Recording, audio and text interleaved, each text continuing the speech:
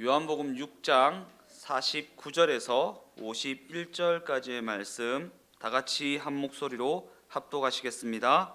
너희 조상들은 광야에서 만나를 먹었어도 죽었거니와 이는 하늘에서 내려오는 떡이니 사람으로 하여금 먹고 죽지 아니하게 하는 것이 나는 하늘에서 내려온 살아있는 떡이니 사람이 이 떡을 먹으면 영생하리라. 내가 줄 떡은 곧 세상의 생명을 위한 내 살이니라 하시니라. 아멘.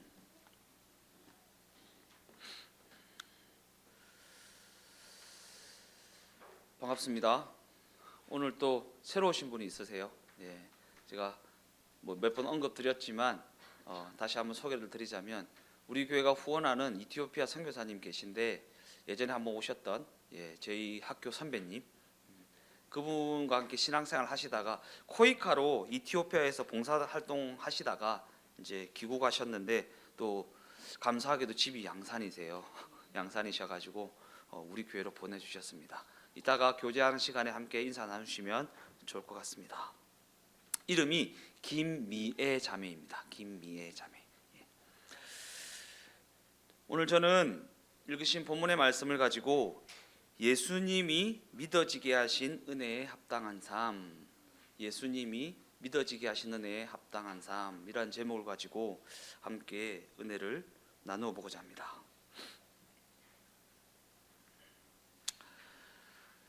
우리 계속해서 요한복음 6장 말씀을 살펴보고 있는데 요한복음 6장 말씀은 오병이어 사건으로 시작되고 있습니다. 그리고 이 사건은 예수님이 보리떡 5개와 물고기 2마리를 가지고 2만여 명쯤이나 되는 사람들을 먹이신 기적의 사건입니다.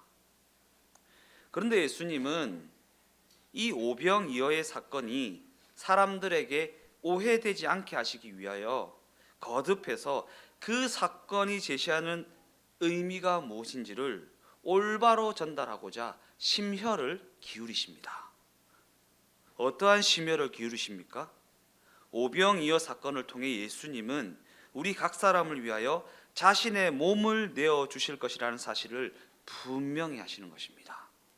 오병이어 사건을 통해서 내가 이렇게 많은 떡도 너에게 줄 수 있다라는 메시지를 주시는 것이 아니라 내 몸을, 내 살을, 내 피를 너희에게 줄 것이다라는 분명한 메시지를 주고 계시다라는 것입니다. 그래서 요한복음 6장 51절 하반절 말씀은 이렇게 기록합니다. 내가 줄 떡은 곧 세상의 생명을 위한 내 살이니라 하시니라. 53절도 한번 읽어보겠습니다. 예수께서 이르시되 내가 진실로 진실로 너희에게 이르노니 인자의 살을 먹지 아니하고 인자의 피를 마시지 아니하면 너희 속에 생명이 없느니라. 이를 통해 우리는 예수님께서 우리의 생명을 위한 생명의 떡으로 오셨고 또한 이 사실을 알려주시기 위하여 오병이어 사건을 일으키셨다라는 사실을 확인하게 됩니다. 오병이어의 사건의 그 의미가 무엇인지를 확인하게 되는 것입니다. 더 나아가 예수님은 오늘 본문 말씀을 통해 특별히 생명의 떡을 만나와 연결시켜 설명하시는데 만나와 생명의 떡을 비교하심을 통해 자신이 생명의 떡으로 오셨다라는 사실을 밝히 보여주고 계시다라는 것입니다. 먼저 생명의 떡이 무엇인지에 대해 말씀하시는 대목입니다. 48절에서 51절까지의 말씀 읽어보겠습니다. 내가 곧 생명의 떡이니라. 너희 조상들은 광야에서 만나를 먹었어도 죽었거니와 이는 하늘에서 내려오는 떡이니 사람으로 하여금 먹고 죽지 아니하게 하는 것이니라. 나는 하늘에서 내려온 살아있는 떡이니 사람이 이 떡을 먹으면 영생하리라. 내가 줄 떡은 곧 세상의 생명을 위한 내 살이니라 하시니라. 이어서 만나와 생명의 떡을 비교하시는 대목입니다. 58절 말씀입니다. 이것은 하늘에서 내려온 떡이니 조상들이 먹고도 죽은 그것과 같지 아니하여 이 떡을 먹는 자는 영원히 살리라.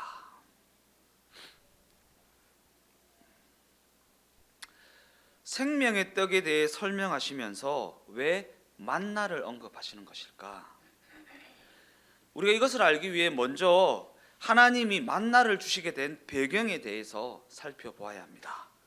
출애굽기로 가보겠습니다. 출애굽기 16장 1절에서 4절까지의 말씀입니다. 이스라엘 자손의 온 회중이 엘림에서 떠나 엘림과 시내산 사이에 있는 신광야에 이르니 애굽에서 나온 후 둘째 달 15일이라. 이스라엘 자손 온 회중이 그 광야에서 모세와 아론을 원망하여 이스라엘 자손이 그들에게 이르되 우리가 애굽 땅에서 고기 가마 곁에 앉아 있을 때와 떡을 배불리 먹던 때에 여호와의 손에 죽었더라면 좋았을 것을 너희가 이 광야로 우리를 인도해 내어 이 온 회중이 줄여 죽게 하는도다. 그때 여호와께서 모세에게 이르시되 보라 내가 너희를 위하여 하늘에서 양식을 비같이 내리리니 백성이 나가서 일용할 것을 날마다 거둘 것이라. 이같이 하여 그들이 내 율법을 준행하나 아니하나 내가 시험하리라.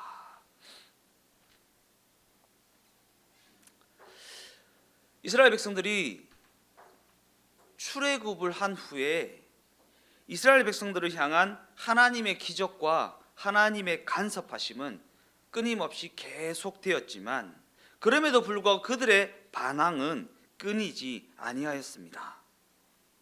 뭐라고 반항합니까? 굶어 죽게 된 이 상황에 어떻게 하나님을 섬길 수 있겠느냐는 것이 그들의 원망의 시작이었습니다. 내 상황 봐봐, 내 환경 봐봐, 내 여건 봐봐, 이 상황에 무슨 하나님을 제대로 섬길 수 있겠느냐라는 것이 그들의 논리였습니다. 그래서 하나님은 그들에게 먹을 것을 공급해 주십니다. 그러면서 그들이 먹을 것을 공급해 주셨음에도 불구하고 하나님을 섬기는지 하나님의 통치 안에 거하는지 시험해 보셨다라는 것입니다. 과연 그랬습니까? 우리가 너무나도 잘 알다시피 그들이 먹을 것을 해결받아도 문제를 해결받아도 그들이 하나님을 올바로 섬기지는 아니하였다라는 사실을 우리가 성경의 기록을 통해 알 수 있다라는 것입니다. 이스라엘에서 한 해는 유월절로부터 시작되는데 그때가 첫 달이 되는 때이고 곧 그들은 출애굽을 한 때로부터 한 해를 시작하게 됩니다. 그리고 만나를 주신 사건은 이스라엘 백성들이 홍해를 건너 광야에 이르렀을 때에 일어나게 된 사건입니다. 그러기에 이 만나라고 하는 것은 그들이 광야 생활을 시작한 때로부터 그들의 양식이었습니다. 그리고 여기서 우리는 이 사실을 염두에 두고 신명기 8장 말씀을 살펴보아야 합니다. 신명기 8장 1절에서 2절까지의 말씀입니다. 내가 오늘 명하는 모든 명령을 너희는 지켜 행하라. 그리하면 너희가 살고 번성하고 여호와께서 너희의 조상들에게 맹세하신 땅에 들어가서 그것을 차지하리라. 내 하나님 여호와께서 이 40년 동안에 내게 광야길을 걷게 하신 것을 기억하라. 이는 너를 낮추시며 너를 시험하사 네 마음이 어떠한지 그 명령을 지키는지 지키지 아니하는지 알려 하심이라. 이 신명기 말씀은 광야에서의 40년이 지난 후에 모세가 죽기 직전에 이스라엘 백성들에게 권면을 하는 장면입니다.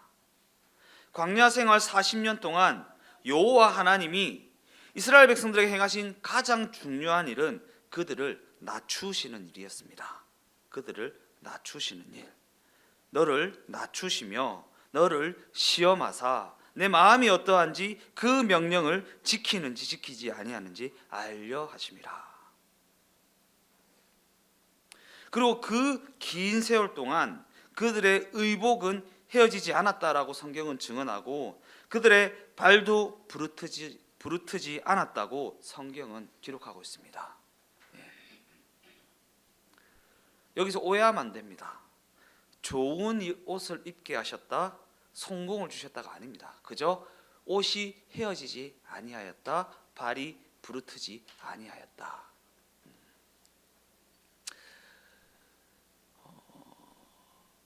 우리 교회 그 표 말씀 있죠. 고린도전서 7장 24절 말씀. 그 말씀에 보면 너희는 부르심을 받은 그대로 하나님과 함께 거하라라는 말씀이잖아요. 그죠? 부르심을 받은 그대로. 근데 부르심을 받은 그대로라는 단어가 뭐냐 하면 시츄에이션입니다. 시츄에이션. 그 부르심을 받은 그 상황 가운데 하나님과 함께 거하라라는 것입니다. 예. 부르심을 받은 그 상황 가운데 하나님과 함께 거하라. 하나님께서 우리에게 허락하신 그 시츄에이션, 곧 그 상황 가운데 함께 하시며 그 상황 가운데 그 상황으로 말미암아 낙심하지 아니할 수 있도록 옷이 헤어지지 아니하게 하시고 발이 부르트지 않게 하신다는 것이지, 뭐 좋은 옷을 입게 하신다, 무슨 성공을 주신다, 물질적 풍요를 주신다, 그런 약속이 아니라는 것을 우리가 오해하면 안 된다라는 것입니다. 그리고 그들이 낮에 더워서 못 살겠다고 불평을 하면 구름 기둥으로 해를 가려 주셨고, 밤에 추워서 못 살겠다고 불평을 하면 불 기둥으로 그들을 보호해 주셨습니다. 무슨 의미입니까? 그 시츄에이션, 그 상황 가운데, 그 환경 가운데, 그 여건 가운데 우리가 버텨낼 수 있도록 동행하셨다라는 의미입니다. 그러니까 이 상황을 떠나가게 해주세요, 이 문제를 떠나가게 해주세요, 이 기도가 중요한 것이 아닙니다. 그 상황 가운데 부르심을 받은 그대로 하나님과 함께하는 것이 중요합니다. 하나님께서 그 상황 가운데 두신 목적이 있지 않겠습니까? 그 목적을 무시해서는 안 된다라는 것입니다. 어찌되었든 이스라엘 백성들은 그렇게까지 해주셨는데도 불구하고 하나님의 명령을 따르지 아니하였습니다. 하나님이 그들의 요구를 다 들어주셨음에도 불구하고 그들은 하나님의 다스림이라는 하나님의 통치하심을 거부했다라는 것입니다. 원래 이 광야에서 생활은 40년이 아니라 1년이면 끝날 것이었습니다. 하나님의 계획대로 하면 그들은 출애굽을 한 후에 시내산으로 갔다가 가데스 바네아로 올라가서 가나안에 12정탐꾼을 보내서 그 땅을 정탐한 다음에 가나안 땅에 이내 들어갈 예정이었습니다. 이게 하나님의 계획이었습니다. 그런데 정탐꾼들이 돌아와서 보고를 하는데 그 땅에 젖과 꿀이 흐르는 것은 사실이지만 우리가 그들과 싸워 이길 승산은 없다라는 보고를 하게 됩니다. 그리고 그들의 보고를 들은 이스라엘 백성들은 가나안 땅에 들어가는 것을 거부하게 되는 것입니다. 그리고 그렇게 해서 그들에게 이 40년이라는 광야 생활, 곧 하나님의 벌이 주어지게 되는 것입니다. 이로 말미암아서 제가 계속해서 얘기하죠. 하나님의 섭리를 이길 것은 없다. 하나님의 인도하심을 이길 것은 없다. 곧 하나님의 계획하심을 이겨낼 승산은 없다라는 것입니다. 이스라엘 백성들이 가나안 땅의 그 장대한 사람들과 이길 승산이 없는 것이 아니라 어떠한 수단과 방법을 가리지 않고 덤벼들어도 하나님의 섭리하심, 하나님의 인도하심을 이겨낼 승산이 없다라는 것을 잊지 말아야 한다라는 것입니다.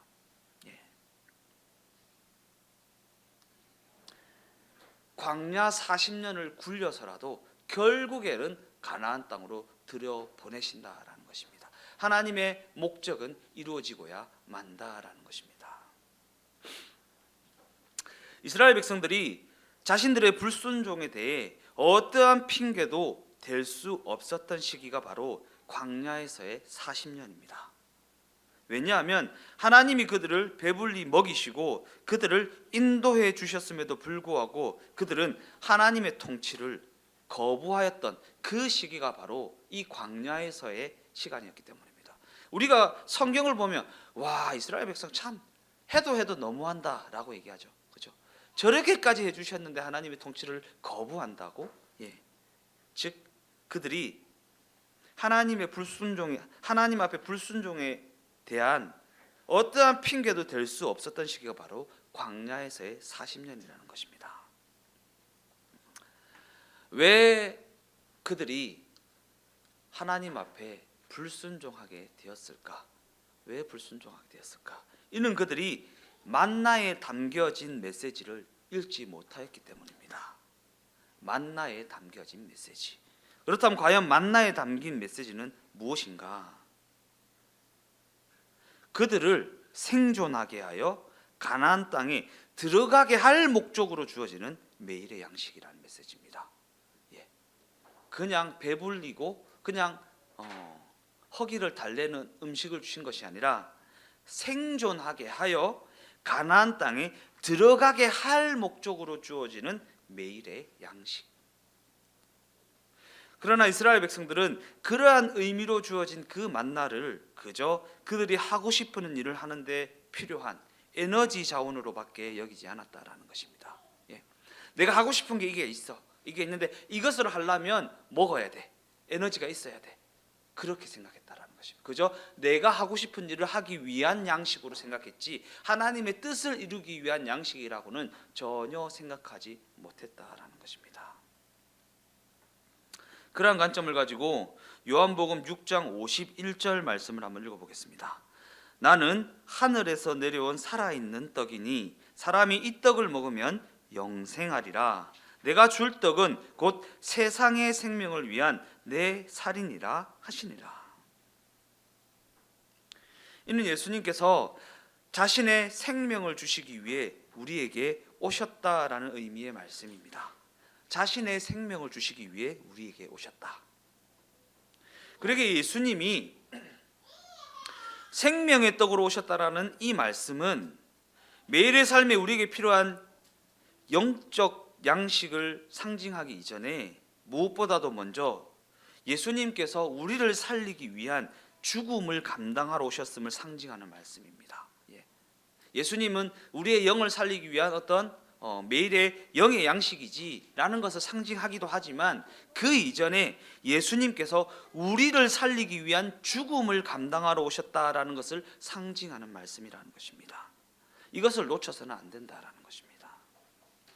예수님께서는 오병이어의 기적을 통해 사람들을 깨닫게 하거나 그들로 하여금 결단하게 하거나 그들로 하여금 영접하게 하려고 그 사건을 일으키신 것이 아니라고 했습니다. 혹시라도 그들이 그 기적을 보고 예수님을 믿을 수 있었다면 예수님이 십자가에 달리시는 일은 구원의 차선책에 불과했을 것입니다. 그러나 예수님은 애초부터 이 세상에 죽음을 감당하러 오셨습니다. 이는 그들이 그 기적을 보고 예수님을 믿을 수 있는 가능성은 아주 없다. 완전히 0%다라는 의미입니다. 그러기에 지금 이 말씀도 죽음을 염두에 두고 하시는 말씀이라고 할 수 있는 것입니다. 생명의 떡이다. 나를 먹으면 영생한다. 라는 이 말씀은 예수님이 죽음을 염두에 두고 하시는 말씀이라는 것입니다. 예수님이 죽으심으로 말미암아 과연 어떠한 결과가 다가오게 되었습니까?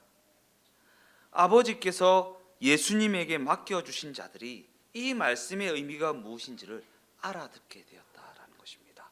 알아듣게 되었다. 이는 그를 통해 그들이 예수님을 향한 진정한 믿음을 가지게 되었다라는 의미입니다. 기적을 보고 내게 기적을 줄 수 있는 분으로 믿는 것이 아니라 죽음을 통해 나에게 영생을 주시는 분으로 믿게 되었다라는 것입니다. 물론 믿음의 결단이라는 것은 각자 스스로가 하는 것이지만 이 믿음의 결단을 누구나 할 수 있는 것이 아닌 것은 이 믿음의 결단이라고 하는 것은 은혜 후에 맺히게 되는 열매이기 때문입니다. 내가 그냥 하는 게 결단이 아니라 은혜 후에 맺혀지는 게 결단이라는 열매이기 때문입니다.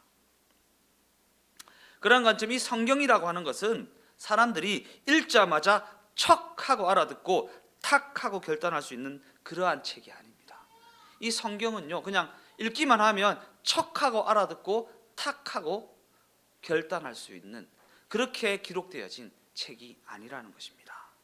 왜냐하면 이 성경의 메시지는 예수님께서 우리를 위한 생명의 떡으로 오셨다라는 사실과 십자가에서 피 흘리시고 살 찢기신 그 사실이 믿어지게 된 사람들을 위한 책이기 때문입니다. 예수님이 믿어지지 않는 사람들에게 예수님을 믿어지게 하기 위하여 주어진 책이 아니라 하나님께서 눈을 뜨게 해주신 자, 곧 예수님이 믿어진 자들을 위하여 주어진 책이 바로 이 성경이기 때문입니다. 그러한 관점에서 오늘 본문의 말씀도 예수님이 믿어진 사람들의 이해를 돕기 위해 마련된 말씀이라고 할 수 있습니다. 예수님이 생명의 떡을 만나와 비교하셨다라는 사실을 기억하십시오. 즉 생명의 떡이신 예수님이 자신을 만나와 함께 언급하시는 것은 너희 조상들은 그랬을지라도 너희는 나를 만나와 같이 여기지 않기를 바란다라고 말씀하시는 대목입니다. 너희 조상들은 그저 자신들이 하고 싶은 일을 하기 위해서 허기를 달래기 위해서 만나를 먹었을지라도 너희는 너희 조상들이 만나를 대했던 것처럼 나를 대해서는 안 된다라는 의미의 말씀입니다. 왜 그렇다고 했습니까? 하나님이 그들에게 만나를 주신 것은 그들을 가나안 땅으로 들여보내기 위함이었지 광야에서 죽고 말 백성들을 연명하게 하는 비상식량의 차원에서 공급하신 것이 아니었기 때문입니다. 그저 그냥 죽지 말라고 공급하신 게 아니다라는 것입니다. 가나안 땅에 들여보낼 목적으로 주신 양식이었다라는 것입니다. 그러나 그들의 조상들은 만나를 내려주신 하나님의 목적을 망각하고 전부 헛되이 소비해버렸습니다. 이와 같이 공급하심에 담긴 영적 메시지는 전혀 깨닫지 못하고 공급하심의 효용성에만 매달리는 예가 요한복음 4장에도 기록되어 있습니다. 요한복음 4장 13절에서 15절까지의 말씀을 한번 읽어보겠습니다. 예수께서 대답하여 이르시되 이 물을 마시는 자마다 다시 목마르려니와 내가 주는 물을 마시는 자는 영원히 목마르지 아니하리니 내가 주는 물은 그 속에서 영생하도록 솟아나는 샘물이 되리라. 여자가 이르되 주여 그런 물을 내게 주사 목마르지도 않고 또 여기 물 길르러 오지도 않게 하옵소서. 이는 예수님과 사마리아 여인의 대화의 한 부분입니다. 우리가 얼마 전까지 계속해서 살펴보았던 내용입니다. 본문을 보니까 예수님이 주시는 물은 영생하도록 솟아나는 샘물이라고 말하고 있습니다. 그러나 사마리아 여인은 이 물이 어떠한 물인지 전혀 도무지 알지 못하는 것 같습니다. 왜냐하면 주여 그런 물을 내게 주사 목마르지도 않고 라고 한 것까지는 좋았는데 또 여기 물 길르러 오지도 않게 하옵소서라고 말하고 있는 것을 보면 이 여인은 예수님이 말씀하시는 이 물이 그저 어떠한 물인지 알지 못한 채 마실 물로만 생각하고 있다는 사실을 알 수 있는 것입니다. 그저 그냥 내 창피함을 달래는 물, 창피하지 않을 수 있는 물, 자기가 창피한 인생인데 물 길르러 안 가도 되는 물, 그러한 물로만 생각했다라는 것입니다. 내 필요를 채워주는 물로만 생각했다라는 것입니다. 그러한 관점에서 과연 우리는 무엇 때문에 예수를 믿게 되었는가? 스스로에게 한번 질문해 보아야 되지 않겠습니까? 무엇 때문에 예수를 믿게 되었는가? 더 나아가 과연 우리는 예수를 믿어서 어떠한 유익을 기대하고 있는가? 어떠한 유익을 기대하고 있는가? 혹시 돈을 벌지 않아도 부유하게 살 수 있고 병원에 가지 않아도 병이 낫고 학교를 가지 않아도 공부를 잘하게 되는 그러한 기대를 가지고 예수를 믿고 있는 것은 아닌가? 우리 친구들 학교 안 가도 공부 잘하게 되면 정말 좋겠지. 정말 좋겠지. 엄마 아빠들은 돈 안 벌어도 부유하게 살 수 있으면 참 좋겠단다. 이런 기대를 가지고 예수를 믿은 것은 아닌가? 결국 이 땅에서 잘 먹고 잘 살아보겠다고 예수님을 영접한 것은 아닌지 자신의 신앙을 돌아보아야 한다라는 것입니다. 우리가 예수를 믿은 것은요, 이 땅에서 잘 먹고 잘 살려고 예수를 믿은 것이 아니잖아요. 오늘 찬양의 고백이요. 저 하늘에 내 소망이 있으니, 저 하늘에 내 소망이 있으니. 우리가 예수를 믿은 것은요, 이 땅에서 잘 먹고 잘 살아보겠다고 예수를 믿은 것이 아니라 저 하늘에 내 소망이 있으니 라는 고백을 통해 그 고백을 가지고 예수를 믿게 되었다라는 것입니다. 그러기에 하나님이 내려주신 생명의 떡은 그저 이 세상에서 잘 먹고 잘 살기 위해 필요한 것이 아닙니다. 왜냐하면 하나님이 그의 백성들에게 공급하시는 떡은 만나, 곧 영의 양식이고, 이 영의 양식은 하나님의 뜻대로 살아가는 삶, 곧 하나님의 다스림을 받으며 살아가는 삶에 필요한 양식이기 때문입니다. 하나님의 다스림을 받으며 살아가는 삶에 필요한 양식. 하나님이 구약 백성에게 내려주신 것이 만나였다면 오늘을 살아가는 신약 백성에게 내려주신 것은 바로 예수 그리스도 자신입니다. 예수 그리스도 자신. 그러한 관점에서 하나님이 구약 백성들은 눈에 보이는 방식으로 인도하셨습니다. 안식일은 어떻게 지켜야 하는지, 제사는 어떠한 방법으로 드려야 하는지 구체적으로 가르쳐 주셨습니다. 반면에 오늘을 살아가는 신약 백성들은 하나님이 보이지 않는 방식으로 인도하십니다. 그러기에 우리가 상대해야 할 대상은 율법의 세세한 항목이 아니라 그 너머에 계신 하나님 자신, 곧 예수님 자신입니다. 우리가 상대해야 할 대상이요. 율법 조항을 상대해서 조목조목 따져가면서 율법 준수를 해나가는 것이 중요한 것이 아니라 하나님 자신이신 예수님을 상대하는 것이 우리의 신약 시대를 살아가는 신약 백성이 가져야 할 자세라는 것입니다. 그리고 이는 우리가 예수 그리스도로 말미암아 거듭났기 때문에 가능한 일입니다. 예수 그리스도로 말미암아 거듭났다. 거듭났다라고 해서 뭔가 특별한 변화를 기대하십니까? 우리는 옛날에 막 수련회 갔다 오면 막 방언 받고 막 거듭나 가지고 막 새 사람이 돼서 돌아오기를 기대하는데, 이 거듭났다라고 하는 것은요, 특별한 변화를 의미하는 것이 아니라 그냥 눈을 뜨게 되었다. 예수님을 보게 되었다. 예수님을 느끼게 되었다. 오늘 시선이란 찬양하면서 참 제가 은혜를 많이 받았는데, 하나님을 느끼기 시작할 때,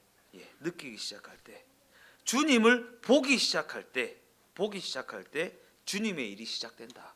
나에게 변화가 되는 부분은 그냥 눈을 떴다라는 것이지, 뭐 특별한 능력을 가지게 되었다, 아니면 막 개차반으로 살아가는 사람이 막 개가천선했다, 뭐 이런 의미가 아니에요. 그저 눈을 떠서 하나님을 보게 되었다. 예수님을 인식하게 되었다.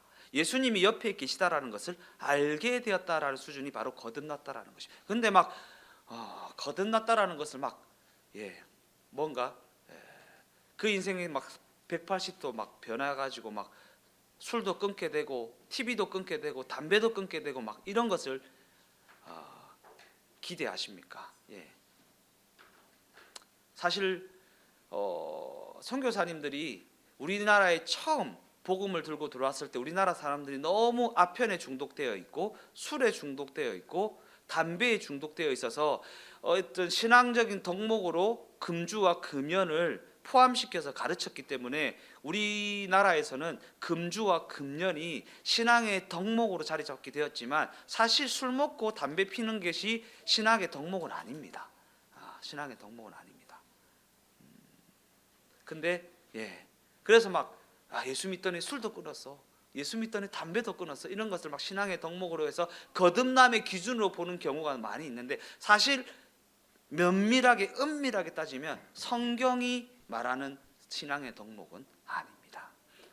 성경이 말하는 거듭남이라는 신앙의 덕목은 그 인생이 하나님이라는 존재를 보게 되었다, 알게 되었다, 인식하게 되었다, 느끼게 되었다. 그리고 오늘 찬양의 고백처럼 하나님을 인식하게 되고 느끼게 되면 그 인생 가운데 하나님의 다스림이라는 하나님의 일이 시작되게 되어진다라는 것이. 하나님의 일이 시작되어지기 시작한다니까 내가 막 일이 잘 풀리고 뭐 성공하게 되고 막 강단에 올라가서 이 모든 것이 주님의 영광입니다라고 하는 자리에 이르게 되는가? 아니요. 하나님이 그 인생이 하나님 앞에 항복하게 할 수 있도록 하는 일들이 시작되는 것입니다. 예. 그 인생이 하나님 앞에 항복할 수 있도록 하는 일들이 시작된다. 예. 그러니까 고통이 시작되는 거예요. 간섭하심이 시작되는 거예요. 불편함이 시작되는 거예요. 그리고 그 모든 것을 감수하며 살아가는 항복이 다가오게 되는 것입니다.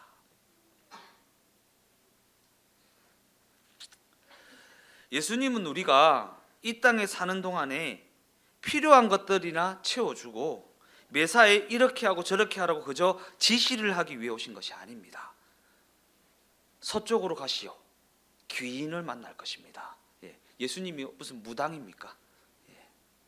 이렇게 하십시오. 성공이 주어질 것입니다. 아닙니다.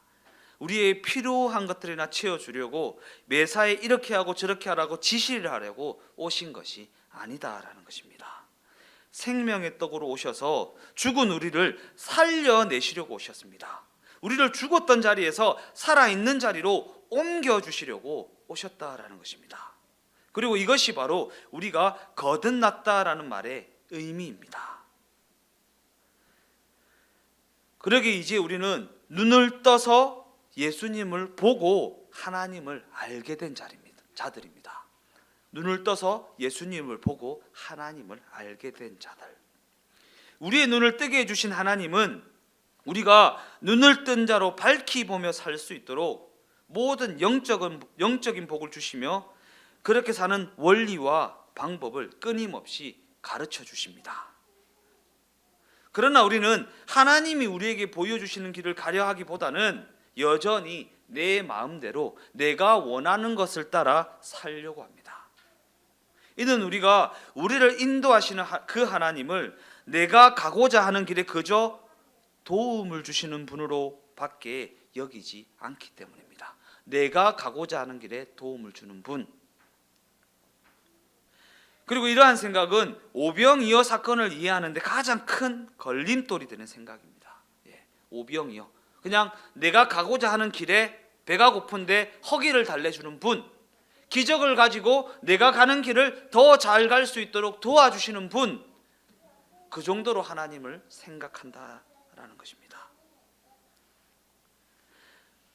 예수님이 오병이어의 기적을 보이시자 사람들은 그분을 쫓아다니며 붙잡으려고 애를 썼습니다. 그리고 그분을 만난 그들은 자신들의 요구를 들어달라고 요청합니다. 자신들의 요구를. 예수님이 이런 무리들에게 이렇게 지적하십니다. 26절에서 27절까지의 말씀이요. 예수께서 대답하여 이르시되 내가 진실로 진실로 너희에게 이르노니 너희가 나를 찾는 것은 표적을 본 까닭이 아니요 떡을 먹고 배부른 까닭이로다. 썩을 양식을 위하여 일하지 말고 영생하도록 있는 양식을 위하여 하라. 이 양식은 인자가 너희에게 주리니 인자는 아버지 하나님께서 인치신 자니라. 썩을 양식을 위하여 일하지 말고 영생하도록 있는 양식을 위하여 일하라. 우리가 스스로에게 질문해 보아야 할 것이 바로 이 대목입니다. 나는 왜 예수님을 따르려고 하는가? 예수를 믿게 되어 나의 눈이 세상이 아니라 하나님을 향하게 되었는가? 여전히 내 눈은, 오늘 시선이라는 찬양했죠. 여전히 내 눈은 세상을 향하고 있는데 예수 믿는다라는 명령을 가지고 그 세상에서의 성공을 꾀하고 있지는 않는가? 아니면 하나님을 향하게 되었는가? 내게로부터 눈을 들어 주를 보기 시작할 때 주의 일이 시작된다. 예수님을 믿는다는 것은 과연 무엇을 의미하는 것인가? 영원한 나라에서의 영원한 삶을 이미 소유한 자답게 하나님의 진리를 기준하여 살아간다라는 것입니다. 영원한 나라에서 영원한 삶을 이미 소유한 자답게 말입니다. 우리는 그러한 부르심을 받았고 그렇게 해야 한다라는 것을 알고 있습니다. 진정 알고 있다면 잘 안 되어도요 노력을 해야 합니다. 절대로 포기할 수 없는 부분입니다. 왜냐하면 예수님을 알고 있다면, 그분을 믿게 되었다면 그분이 주시는 생수, 그분이 주시는 생명의 떡으로 말미암아 살아가야 하기 때문입니다.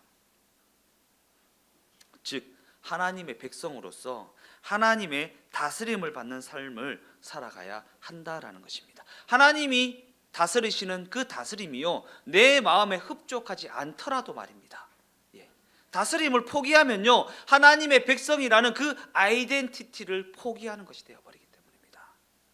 다스림을 받는 자가 하나님의 백성입니다. 하나님의 백성. 무슨 증을 주는 게 아니에요. 증을 주면서 자, 나 하나님의 백성입니다, 이게 아니에요. 하나님의 다스림을 받는 자가 하나님의 백성입니다. 시편 90편 10절 말씀을 다 같이 한번 읽어보겠습니다.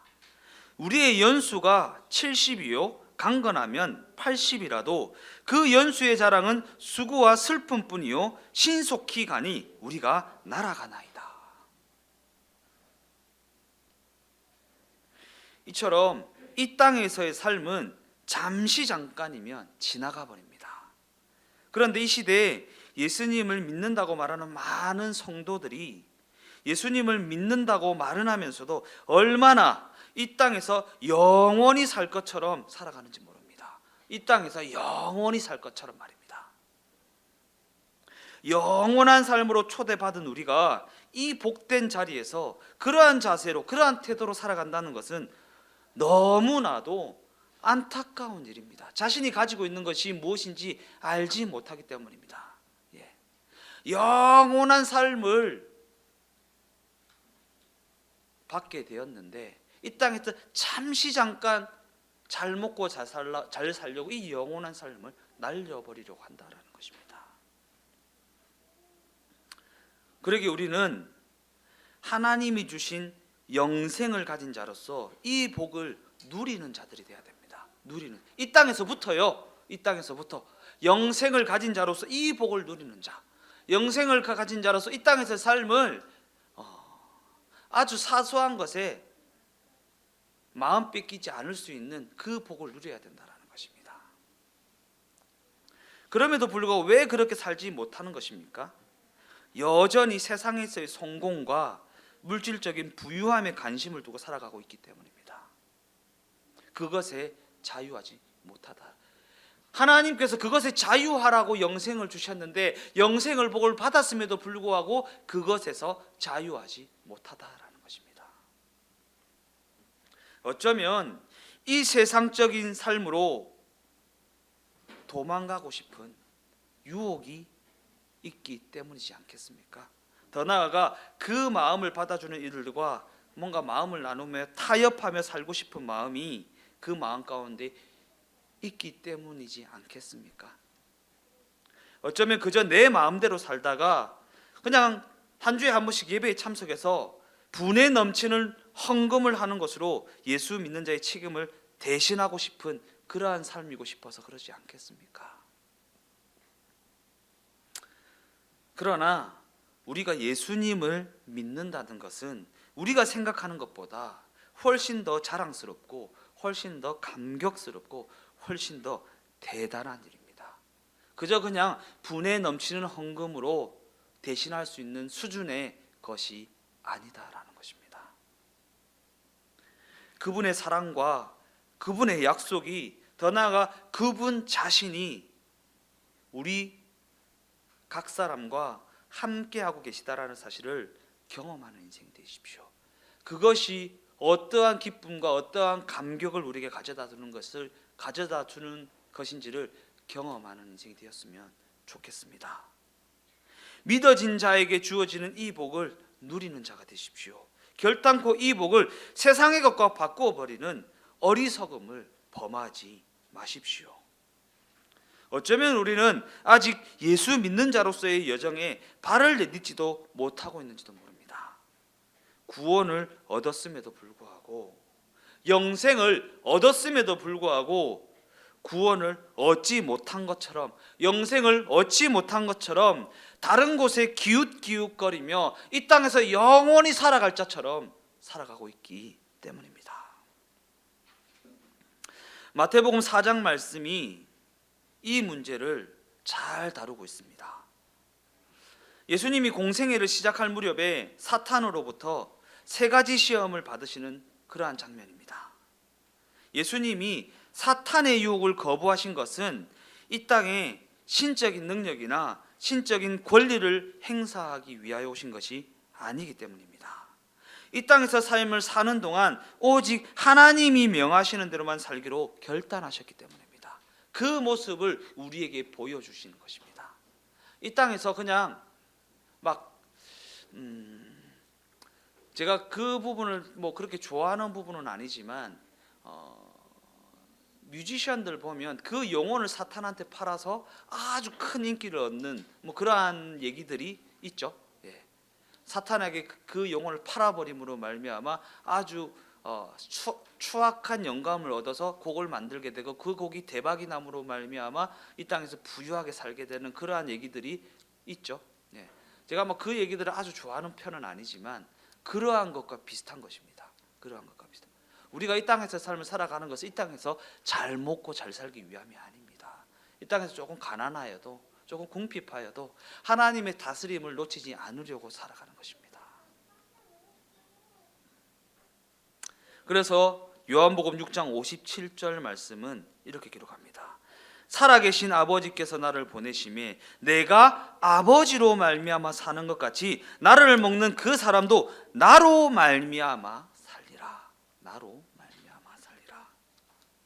이처럼 예수 믿는 자에게 요구되는 가장 근본적인 삶의 원리는 예수님이 아버지로 말미암아 살아가셨던 것처럼 그 삶을 우리가 예수님으로 말미암아 살아가는 것입니다. 살아가는 것입니다. 그러기에 성도의 삶은 예수님이 요구하시는 목표와 예수님이 제시하시는 원리를 따라가는 삶이 되어야 한다라는 것입니다. 아무리 큰 돈을 벌 수 있어도 예수님이 제시하는 원리와 위배되는 것이라면 포기할 수 있는 것이 성도의 삶입니다. 아무리 영광스러운 자리라고 해도 예수님이 제시하는 목표와 맞지 않는다면 그 자리를 포기할 수 있는 삶이 바로 성도의 삶입니다. 그래서 이 성도의 삶은 세상이 감당치 못한다 그러고 세상이 이해하지 못한다라는 말로 표현되어지는 것입니다. 하나님이 우리를 과연 어떠한 자리에 앉히실지 혹은 어떠한 방법으로 우리에게 하나님의 뜻을 드러내실지 알 수 없습니다. 누군가에게는 낮은 신분으로 사는 것을 요구하실 수도 있고 또 다른 누군가에는 고귀한 신분으로 사는 것을 요구하실 수도 있고 때로는 있는 자로 부르실 수도 있고 때로는 없는 자로 부르실 수도 있습니다.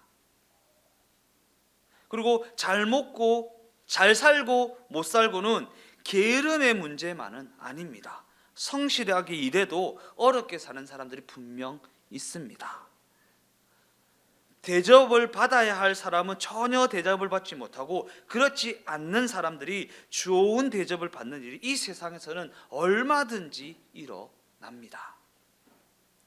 그런 관점에서 우리를 견디지 못하게 하는 것이 무엇입니까? 아무리 봐도 나보다 못한 사람인데 나보다 나은 대접을 받는 일일 것입니다. 아무리 봐도 내보다 실력이 없는데 그 실력이 이 세상에서 추앙받는 일이 일어날 때 우리가 견디지 못하는 경우가 많이 있습니다. 그러나 중요한 사실은 하나님의 시각은 우리의 시각과는 완전히 다르다라는 사실입니다. 그러기에 성도의 자세는요, 성도의 태도는 하나님이 나로 하여금 고난의 길을 걷길 원하신다면 나는 기쁘게 그 길을 걸으리라. 이게 성도의 자세이고 성도의 태도입니다. 왜냐하면 우리가 부여받은 이 영생은요, 이 영생에 비교해서 이 땅에서의 삶은 티끌과도 비교할 수 없을 만큼 사소한 것이기 때문입니다. 사소한 것이기 때문입니다. 우리가 부여받은 이 영생이 무엇인지 알지 못하니까 티끌보다 못한 이 땅에서의 삶에 연연하는 것입니다. 연연하는 것. 내가 받은 것이 무엇인지 알지 못하니까.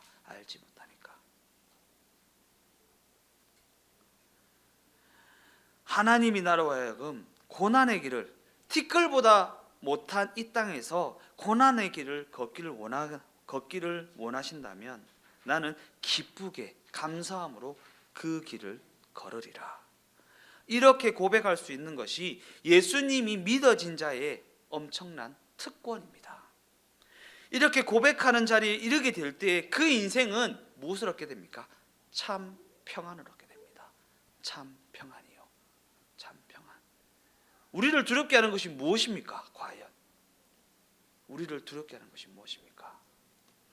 이 땅에서 일어나는 그 무엇 아닙니까? 저 땅에서 일어나는 그 무엇이 우리를 두렵게 하지 않지 않습니까? 이 땅에서 일어나는 그 무엇이 우리를 두렵게 하지 않습니까?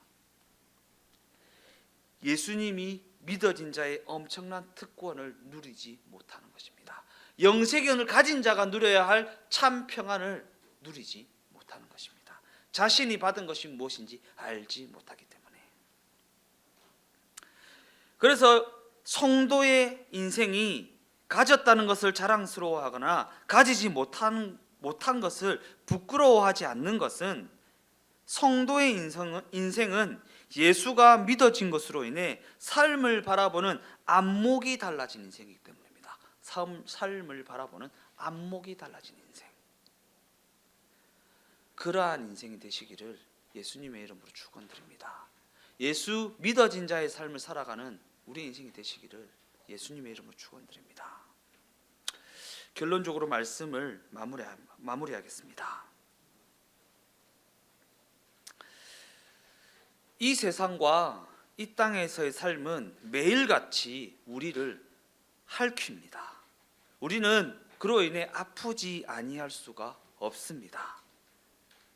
그러나 예수가 믿어진 자는 세상이 주는 것으로 배부른 자가 아니고 세상이 주지 않는다고 해서 배고파하는 자도 아닙니다.